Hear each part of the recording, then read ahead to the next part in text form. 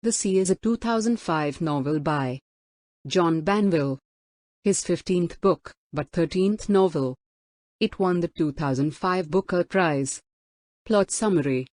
The story is told by Max Morden, a self-aware, retired art historian attempting to reconcile himself to the deaths of those he loved, as a child and as an adult. The novel is written as a reflective journal.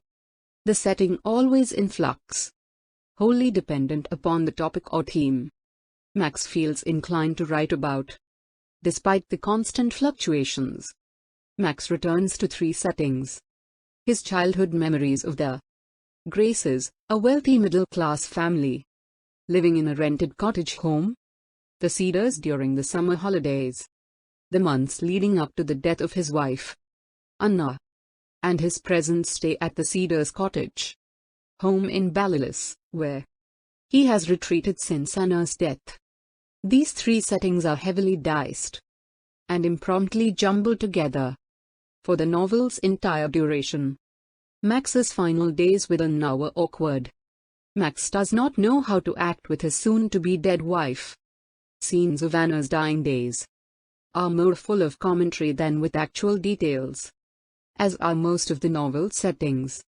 It's through these commentaries that we learn of Max's choice to return to the cottage of his childhood memories after Anna's death, confirming that a room would be available for residents during a visit with his adult daughter, Claire.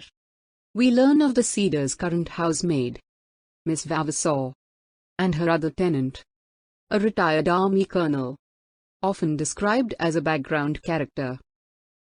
Even during his important role in the denouement, the colonel is also seen, at the beginning of Max's stay, to have a crush on Miss Vavasaur.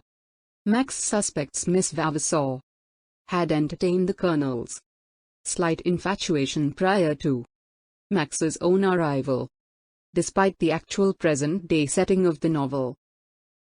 Everything is written by Max after Anna's death, while he stays in the Cedars house. The underlying motivation to Max's redaction of memories, the single setting which ties the novel together, are Max's childhood memories, with Max's unreliable, unorganized and omitted iteration of events. We gradually learn the names of the Graces: Chloe, the wild daughter; Miles, the mute brother; Connie, the mother; Carlo, the father; and finally the twins' nursemaid, Rose. After brief encounters and fruitless moments of curiosity, Max becomes infatuated with Connie Grace. Upon first sight, seeing her lounging at the beach launches him to acquaint Chloe and Miles in what Max stipulates to have been a conscious effort to get inside the Cedars, hence, closer to Mrs. Grace. He succeeds. Later, Max recounts being invited on a picnic, for what reasons, or what specific time during the summer, is never explicitly stated, where Max, in awe, catches an unkempt glance at her pelvic area. This stay of illicit invitation climaxes when Max is pulled to the ground and snuggled closely with Connie and Rose in a game of hide and seek, the latter half of his summer memories. The relation of Max's memories in the second part of the novel, however, revolve around Max's awkward relationship with Chloe, a girl with a spastic personality and blunt demeanor whom Max describes as one who does not play on her own or otherwise.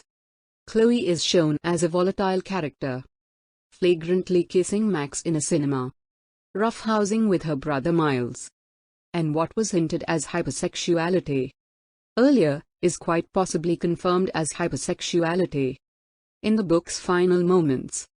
We soon learn that Chloe and Miles like to tease Rose, who is young and timid enough to feel bullied. Max, another day, climbs a tree in the yard of the Cedars house, and soon spots Rose crying not too far from him.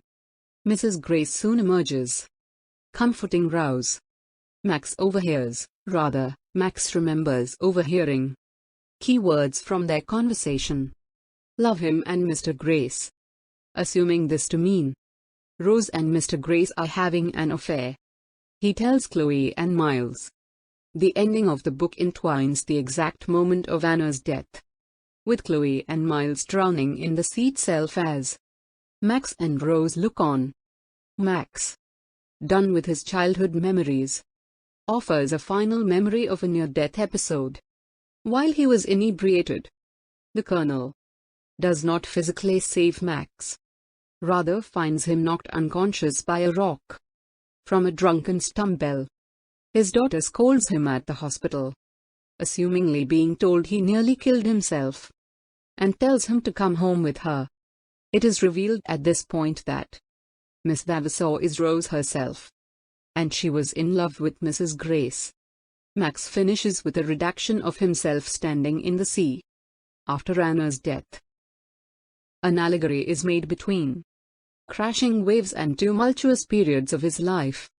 We are to assume that he will leave the Cedars home to be cared for by his daughter, Claire. End of the summary. Thank you.